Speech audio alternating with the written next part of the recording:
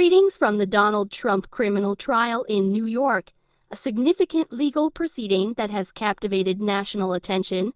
The trial's momentum intensified this week with the conclusion of testimony from the prosecution's opening star witness, David Pecker. As tensions run high, the former president's reactions in court have been notably expressive, including a moment when he pointed and scowled as he exited the courtroom. This week in Manhattan was particularly pivotal, not just because of the trial proceedings, but also due to a Supreme Court hearing regarding Trump's claim of presidential immunity that could potentially affect other federal criminal trials he faces. The atmosphere outside the courtroom was electric, with speculation that, depending on the Supreme Court's decision, this might be the only criminal trial Trump faces this year. Pecker was questioned about his role in the alleged hush money payments to Stormy Daniels, intended to prevent her from disclosing an alleged affair with Trump, a claim which the former president denies. However, both strategies seemed to backfire later that day when he was perceived as misleading the jury.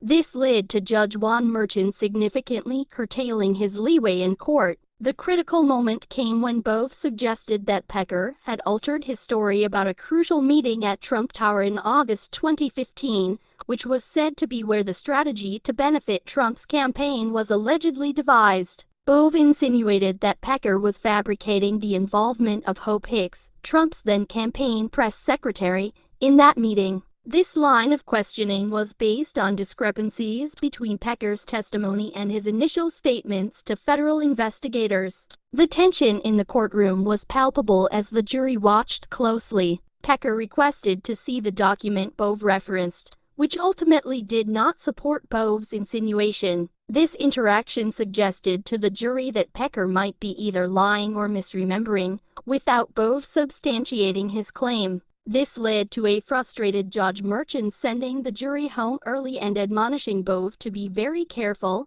emphasizing the need to correct the misrepresentation the following morning. Subsequently, Bove was compelled to begin Friday's session by apologizing to Pecker in front of the jury, an uncommon and unfavorable position for any attorney. Despite the setback, Bove tried to navigate the remainder of his examination cautiously. He highlighted the common practice of the National Enquirer using catch-and-kill tactics to suppress stories about high-profile individuals, a point that, while true, is legally ambiguous in the context of a campaign benefit agreement, which is central to the charges of falsifying business records in this case. Bove also scrutinized the consistency of Pecker's statements by comparing his testimony to FBI notes from an initial 2018 interview. Pecker defended his account, suggesting possible inaccuracies in the FBI notes. Moreover, Bove hinted that there was no direct evidence linking Trump to the payments made to Daniels,